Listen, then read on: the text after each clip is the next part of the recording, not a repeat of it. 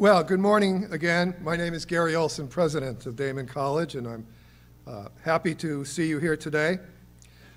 Senator Ransenhofer, Senator Grisanti, Assemblyman Walter, Assemblywoman People-Stokes, and other distinguished guests, welcome to Daemen College, home of the Wildcats and 3,000 of the nation's best and brightest students.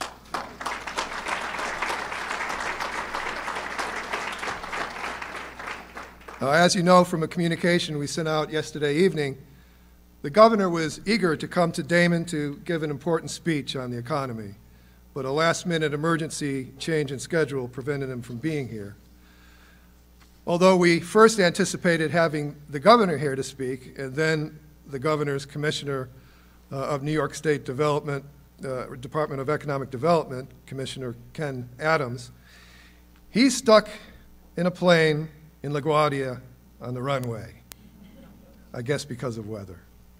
So we'll have another speaker in his place, Sam Hoyt, which you'll meet in a minute. The purpose of the speech today is to provide all of us in Western New York with a snapshot of the governor's vision for our region and for the state for the coming year. However, I can't let this opportunity pass without personally thanking Governor Cuomo and his administration for the Buffalo Billion $4.5 million grant that the state has invested in Daemen College's visual effects program and in our partnership with the Empire Visual Effects Corporation. This partnership will create at least 150 new jobs in the visual effects post-production field and help to grow a new visual effects and animation industry right here in Buffalo and Western New York. So on behalf of Daemen College, I want to thank the administration for its support of our program, and also thank the great team at Empire State Development, Sam Hoyt, who will be speaking today, Christina Orsi, Adam Sassone, and the others who helped make this project a reality. By the way, I should mention that Sam Hoyt organized today's event, and it just so happens to be his birthday as well. So please help me give a warm birthday applause from all of us at Daemen.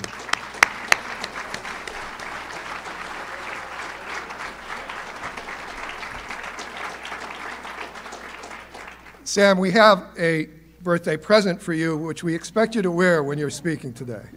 It's right here for you. I want to conclude by acknowledging many of our distinguished friends of Daemen College who are with us today. I can't name everybody. With us are several members of the Daemen College Board of Trustees. I did see in some of them, I know that Carolyn Burke and Kathy Campbell and Tom Stewart and Tom Bridges and Seymour Knox IV and Jed Dietrich are here with us. Probably a few that I missed, but let's thank them for their support of this event.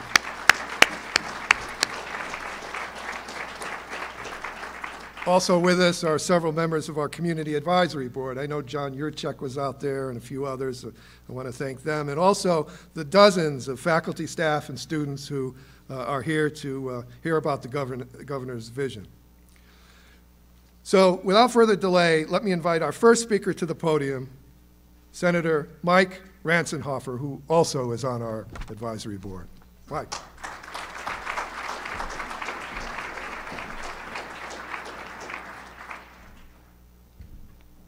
Well, now that the governor is not going to be here, I'll have to adopt and use a different speech than the one that I had prepared to give. And I'm very thankful for Sam pitching in. But you know, on the way over here, I was kind of thinking it's kind of like getting tickets to a Beatles concert and showing up and having Lance Diamond give the presentation. So, but we're very excited and.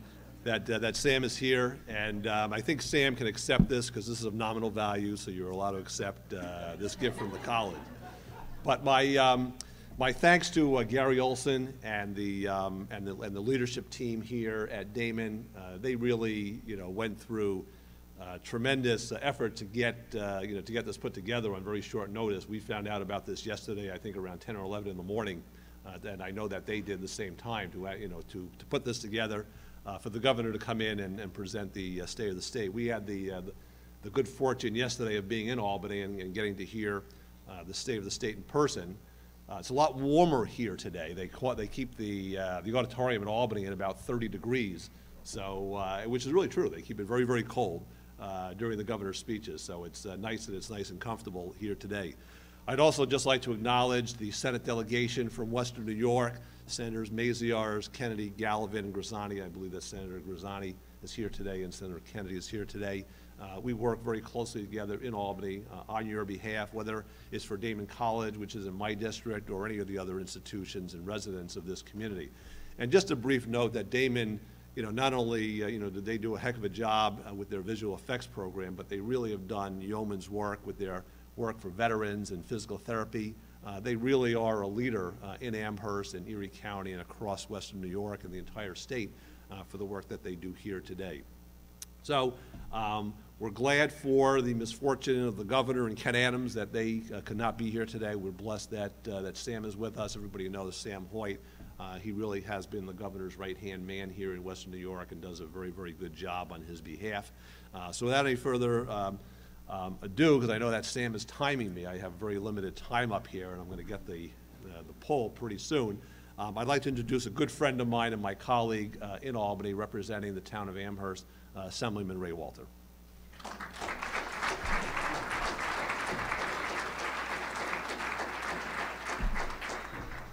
Thank you very much, and Dr. Olson and Daemen College faculty and staff and the Board of Trustees, thank you so much for hosting us here today. I was planning on being in Albany today, had meetings this morning, got a call yesterday that the governor was coming, so I said, oh, that's too bad, I'm going to miss him. Then I heard that Ken Adams was going to be here, so I got in the car, started driving home, and now we get Sam Hoyt. What's better than that? I mean, I'm so glad I made the trip. So. But it's really an honor to be here, and it's an honor to represent Daemen, the people of Amherst, Pendleton, the village of Williamsville, and to be here today to help deliver the State of the State message that the governor delivered yesterday.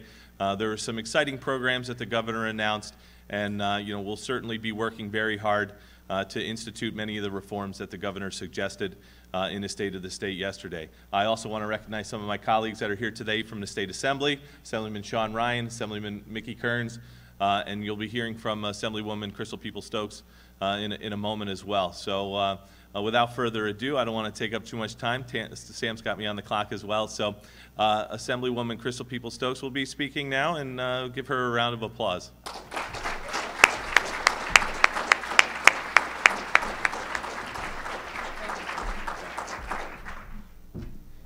Well, good morning, and Happy New Year's to you all.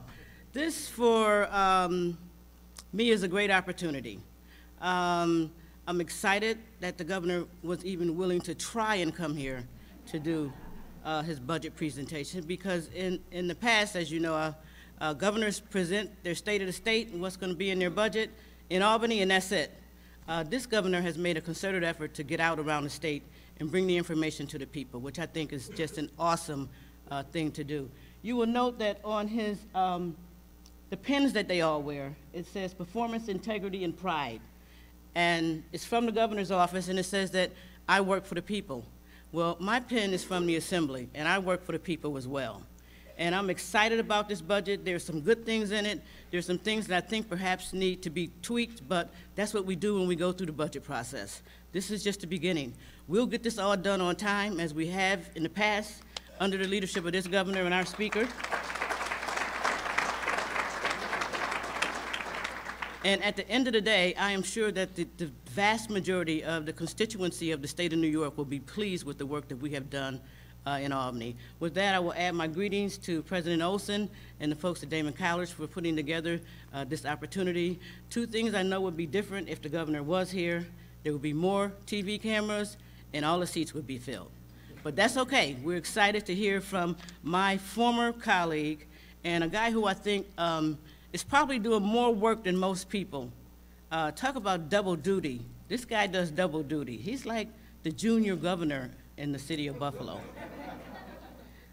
Every little thing that the governor has going on in Buffalo, this gentleman knows about. And as a matter of fact, he's probably the person who makes it happen. I am excited that I have the kind of relationship with him that I can call him up and he'll answer, because that's important when you're trying to get things done for your district. That I can text him and he'll answer, because that's important when you're trying to get things done for your district. And I know that his wife and his family probably was very excited when he wasn't going to Albany every week. But I don't know, because the way he works here in Western New York, I'm not sure that he gets as much time with his family as he deserves. But I know that he's a true public servant, a great friend, and I want you to join me in a really rousing welcome as we bring Sam Hoyt to the podium to give the governor's budget proposal. Woo!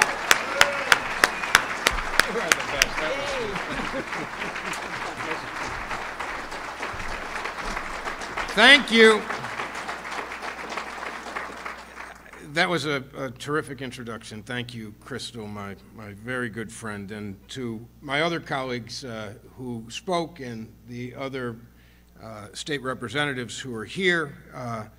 It was a pleasure working with most of you. I say most of you because a couple I didn't work with for the years that I did, and it's been a terrific experience working with you in my capacity as the governor's senior representative in Western New York. I just want to ask staff, I'm not sure who's ready, but given Senator Ranzenhofer's analogy, I do have my white tuxedo in the car. If somebody, otherwise, if I had that on, you'd say that is Lance Diamond.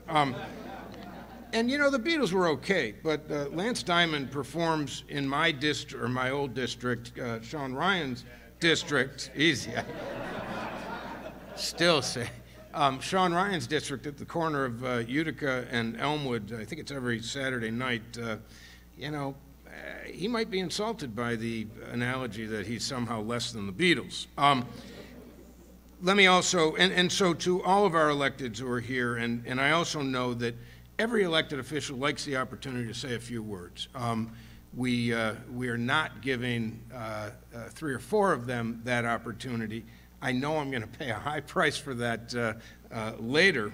There will be lunches I have to pay for and mea culpas I have to offer, but to Assemblymember Kearns, Assemblymember Ryan, Senator Kennedy, and a few others who are not going to be able to say a couple words up here today, thank you for your patience and your understanding.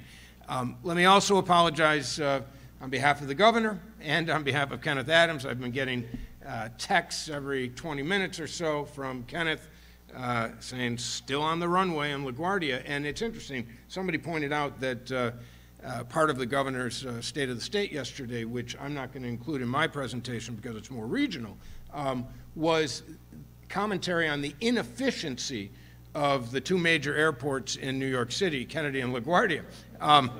This is a remarkable example of just how right he is. Kenneth has been on the runway at LaGuardia for over an hour. We have representatives here from the NFTA. We've got a magnificent airport here in Buffalo. And I just want to make sure everybody knows it's not the Buffalo airport that's causing that delay. Finally, Gary Olson. Oh, by the way, gift gratefully accepted. Big head. Yeah, it'll work. Thank you. And my friend Seymour Knox IV here is on the Ethics Commission. He whispered in my ear, I think it's okay if you accept that gift. And that's now on the record. So thank you, Gary. To you, your senior staff, Crystal, Ray, and Mike have already said just what a magnificent institution this is. From the visual effects program that we were proud to fund, but across the board. This Daemen College is a wonderful place. It's educating thousands of people annually. We're trying to get them to stick around here, and with programs like the visual effects program, we're going to see that. But for all that you do, Gary, for your senior staff and everyone else, the great faculty, thank you for the wonderful contributions you make to this community. Having said that, as Crystal Peoples-Stokes indicated, the governor, since he became governor, and I'm going to take this off because it's too hot, the governor, since he became governor, has made a tradition after 3 years of not only, and by the way, I'm going to interrupt myself, a lot of people standing, there's tons of seats up here. and not in the first row. You don't have to worry about that classroom thing. Plenty of seats that you can fill in. But the governor, since he became governor, has said, you know, the State of the State presentation, which is really the kickoff of the legislative and session in Albany, should not be reserved just for an elite group of people. You know, there's the legislature, of course, who get to see it, thousands, it seems, of lobbyists and state employees and people who live in the Albany area. But otherwise, the masses, the general public in the state of New York, don't have the opportunity to be a part of this important presentation. And since he became governor, he's dispatched us, his senior staff, commissioners, and beyond, to give regional presentations. In fact, tomorrow I'll be in Jamestown giving this speech or a similar one to the people of the southern tier. And frankly, for the next 10 days, I'll be doing that across upstate New York. Then, when he introduces his budget, we'll be dispatched to do the exact same thing. But the point is communications and having the people of New York State feel as if they're a part of an important process and that it isn't reserved exclusively for the, you know, quote unquote, inside the Beltway folks in Albany. And with that, let me take some time now to present an abbreviated version of the governor's presentation yesterday. And again, thank you for your patience and thank you for your understanding that he is not able to be here. His presentation yesterday stated that we began our journey 3 years ago. Governor Cuomo became governor 3 years ago. And with that, and I'm going to ask Laura, there we go. With that, we inherited a lot of challenges. The once great government of the Empire State, to many, was considered a joke. And there were scandals, there were indictments, there was dysfunction. You read about it, we've heard about it constantly, and it had to come to an end. Even worse, this was not just a momentary lapse. There was fundamental structural problems which had been growing in New York State for decades. The primary problem, one could argue, was the spending spree that the state seemed to be on. Spending far outpaced income growth, and our taxes were the highest in the nation. Albany was the poster child for gridlock. Over a 30-year period, there were 23 budgets that were late by an average of 50 days, 30 years. Our government failures had real-world negative impacts, and our people suffered. 3 years ago, we set our sights on a number of issues, beginning with restoring economic opportunity to the state of New York, replacing the dysfunction with actual results, and to put people before politics, and to reestablish New York as the progressive leader for the nation. Let's talk a little bit about some of those issues. For 60 years, New York State was spending faster than income was growing. Now, for the first time in modern political history, the state is exercising real fiscal discipline. Spending is held at a rate of 2%. And let me tell you, just parenthetically, because many of you know that I came from the legislature. I served in the legislature for 20 years. And while I couldn't be prouder to work for this governor, I come with the sensitivities of a legislator.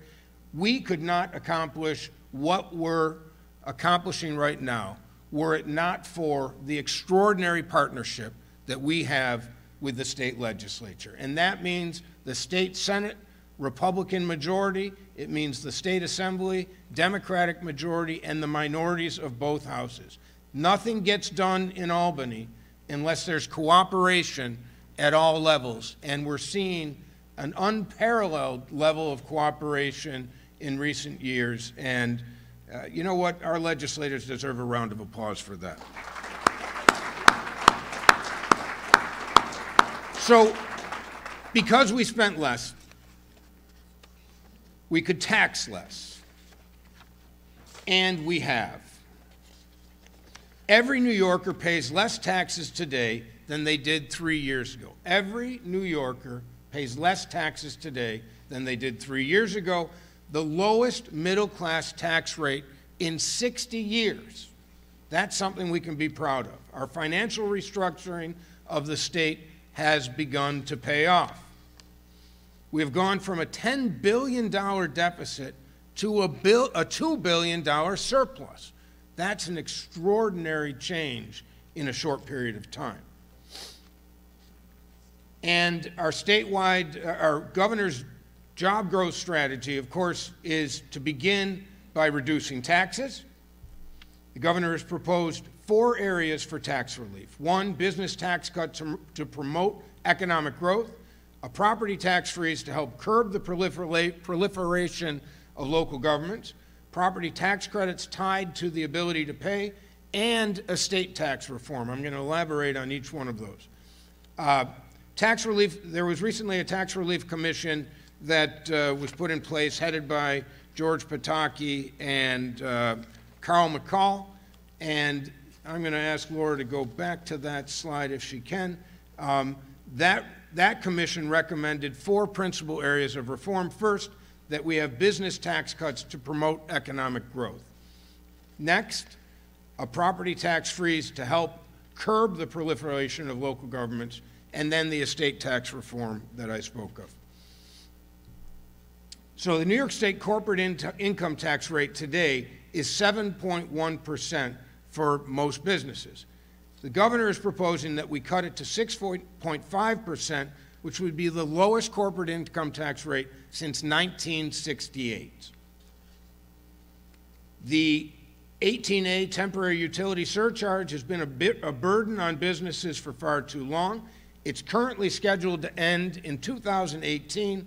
That's too far away. The governor is proposing that we eliminate the temporary assessment for industrial customers and accelerate the phase-out for all other users.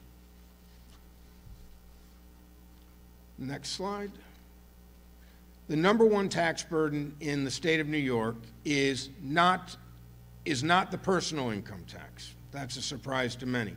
It's property taxes. We have the largest tax burden in the state, and income taxes are about $40 billion in revenues. Property taxes represent $51 billion in revenue to the state. So, with the highest property taxes in the nation, we are at an unacceptable level. Nationally, 3 of the 4 highest tax counties in terms of effective property taxes paid were in New York. Nationally, 13 of the 15 highest tax counties in terms of property taxes paid as a percentage of home value were also in New York. And so why are property taxes so high? There are nearly 10,500 local governments in this state alone. We've been aggressive in providing local government relief. The state has assumed more local costs than any other time in modern political history. A couple years ago, the state takeover of local Medicaid growth will result in over $1.2 billion in savings over 5 years. We have been aggressive in providing local government relief. We passed the Tier 5 pension reform. We offered localities that are functionally insolvent restructuring assistance through the Financial Restructuring Board. This year, we proposed that the state provide a tax credit to freeze residential property taxes for 2 years, with 2 very important conditions associated with that. Number 1, the locality must stay within the tax cap. Number 2, in year 2, the locality must stay within the cap and take concrete steps to reduce cost, shared services, and/or consolidation. In other words, incentives to address that issue of too much government and 10,050 governments in the state of New York. The Tax Relief Commission recommended 4 areas of reform. The third was property tax credit tied to the ability to pay. We also need additional property tax relief for low-income households and renters. We propose a circuit breaker, a new property tax credit based on one's ability to pay. And in New York City and other cities, renters are being crushed by increasing housing costs. We propose a renter's tax credit to help renters in communities across New York State, not only in New York City, but in upstate New York as well. And then the final issue that the Tax Commission focused on was estate tax reform. New York is one of only 15 states in the nation with an estate tax. Our exemption levels are among the lowest and our rates are among the highest, and the governor proposes a plan to eliminate the move to die tax for 90% of filers. We propose raising New York State's estate tax threshold and lowering the rate in line with the federal standard. Too many people are leaving New York State at retirement age to avoid those challenging estate taxes, and that's got to end. The governor, we've added 380,400 new private sector jobs since 2010. That's a very significant number. New York State, in fact, is ranked number 2 in jobs created since the recession, and we have the most jobs in New York State right now in our history. Unemployment is down in every region of the state, including Western New York. So let's talk about spending, taxes, and now jobs. Our economic strategy statewide, of course, is to reduce taxes and to eliminate regulatory barriers. The governor is proposing that we create a bipartisan joint commission to eliminate regulatory barriers to business growth. We're going to reduce taxes, we're going to eliminate those regulatory barriers, and we are going to focus on rebuilding our infrastructure. We will repair and replace over 100 bridges with state-of-the-art flood-resistant construction. Over 1,000 projects at $16 billion, the most massive rebuilding program the state has ever undertaken. And our economic strategy includes reducing taxes and eliminating the barriers and the rebuilding of the infrastructure, but in addition, we're going to focus on continuing our economic strategy of regional economic development councils, which have been very, very effective, and I certainly want to thank Howard Zemsky and Satish Tripathi, who have led the effort in the West New York region on that issue. They're working. We've heard about it. Western New York has fared well, and we're going to keep the momentum going by funding around 4 of the REDCs. Last year, we launched Startup New York, 68 tax-free zones to make New York State the least expensive place in the U.S. to locate a business. Let's market it globally to attract businesses from around the world. And I can tell you this much. Since the announcement of Startup New York, we have over 5,500 leads of companies that would qualify who are interested in being a part of that program. 3 years ago, we said we would focus on upstate, and we have. For upstate manufacturers, we want to cut the corporate tax rate to 0. 0 is a pretty good number. I heard Senator Ranzenhofer on the radio earlier, and he repeated that. 0 is a good number when it comes to taxes. We've taken our tourism efforts in upstate New York to a new level. So far, we have spent $40 million on our marketing campaign, and that's largely focused on upstate assets. And our investment is paying real dividends. Tourism spending is up $4 billion. That means that the the tourism industry has seen an increase of investment from the private sector to the tune of $4 billion, nearly twice the national rate of growth. Our investment is paying dividends. Tourism jobs increased by 25,000, twice the national rate of growth. We want to redouble our tourism efforts because seeing is believing in upstate New York, and the tourism industry is so critical to our upstate economy. So we're going to create this New York State Adventure License, which will create kind of a much easier and fast-tracked process for people who are seeking licensing in hunting and fishing and other sportsmen, where it will be identified on their driver's license. It's an opt-in program, but it's going to be a real bonus that saves those sportsmen and women real money over the years. We will open up 50 state-owned properties for hunting, for fishing, boating, and other activities that had previously been closed. We're going to promote our tourism on our roads and our highways. You'll see these new signs being erected almost immediately. And we're going to promote tourism online through new apps that have been developed and should be up and running in the very near future. We're going to make casinos happen, and we're going to do it fast, and we're going to do it right. In March of 2014, a request for proposals will be issued. The bids will be due back by June of the same year, and we'll have public hearings. It will be an open and transparent process.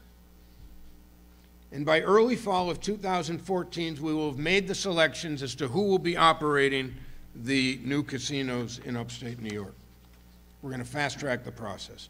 The best long-term economic development strategy, as we all know, is to have a world-class education system.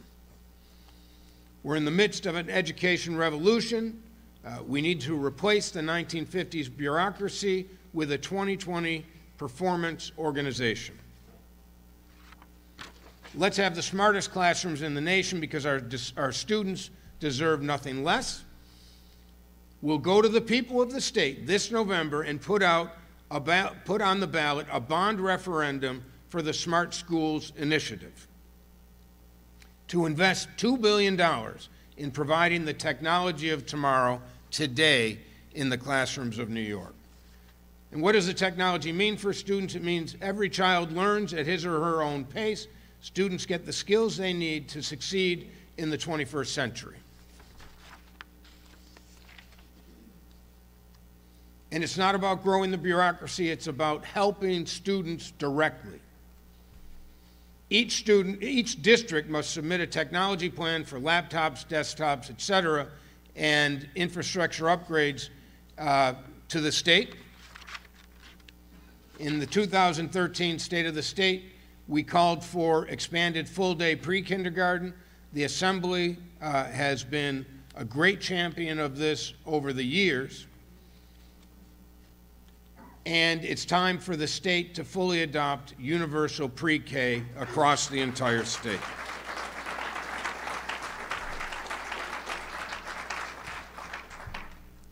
We will continue the transformation of our system and reward performance by creating a Teacher Excellence Fund.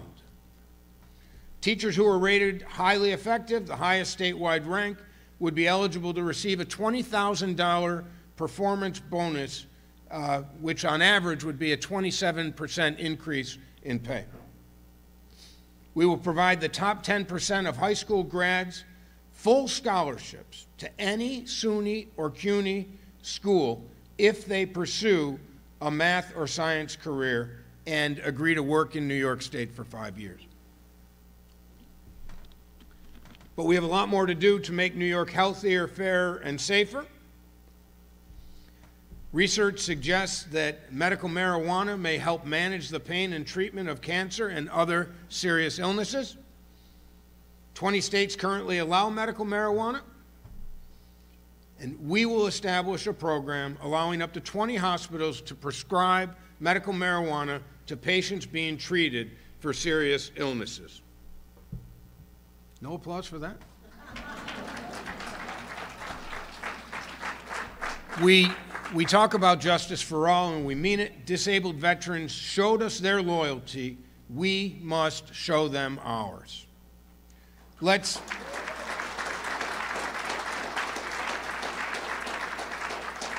So we're going to strive to set a goal of 5% in the awarding of state contracts to disabled, veteran-owned small businesses.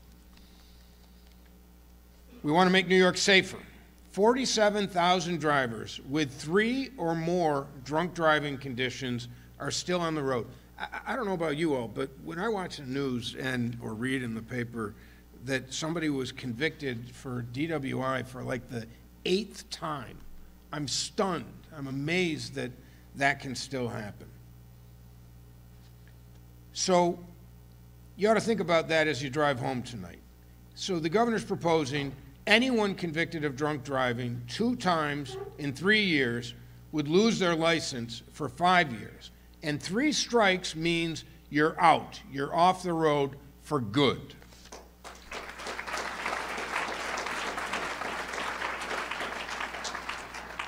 And you also know that this governor has been passionate about the challenges associated with texting and driving. He talks sincerely and passionately about his daughters, I think each of whom is now driving. And many of you, like me, have children who have driver's licenses, and the culture is such that there isn't any apprehension to text and drive. And the governor wants to continue to address that. For teen drivers, texting while driving causes more fatal accidents today than DWI. If someone under 21 is caught texting while driving, the governor proposes that they lose their license for a year. We want to talk a little bit more about justice for all. Discrimination against women still exists. It's just been another year when government has failed to act on behalf of all women. So the governor is suggesting that we put an end to the political debate with regard to women's rights and that we pass the Women's Equality Act this year.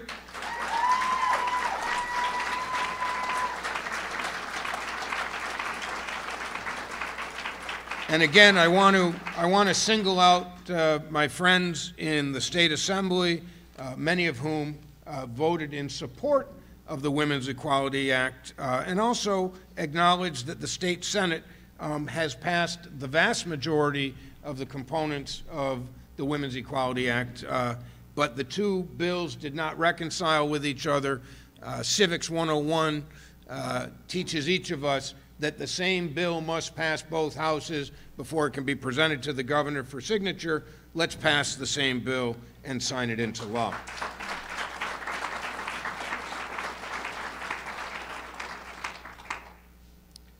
So we also want to talk about restoring the public trust. The governor is proposing new anti-bribery and corruption laws, public financing of elections, independent enforcement and oversight of the Board of Elections, and a proposal to disclosure of outside clients with businesses before the state. He believes that's common sense reform, and he's hopeful that we're able to get it into law this year. When government has the public trust, government has the capacity to do great things. And with that, I want to thank all of you for joining me today. I do want to say that any of the issues that I addressed here today, and this is a small fraction of everything that was discussed yesterday, and that the legislature and the governor will be working on during this legislative session, is elaborated on at the governor's website, which is www.governor.ny.gov.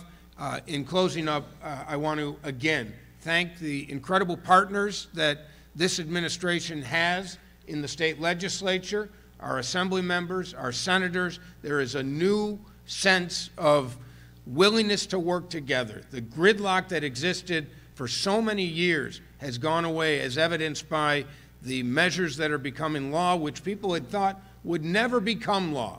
People thought there would never be a tax cap in the state of New York. The Assembly would never pass a tax cap.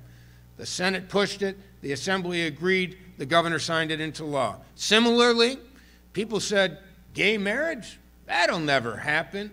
We got it done in New York State because of the cooperation that we have with our friends in the legislature. Ladies and gentlemen, I believe that the best is yet to come. Stay tuned. More good news to follow. Thank you.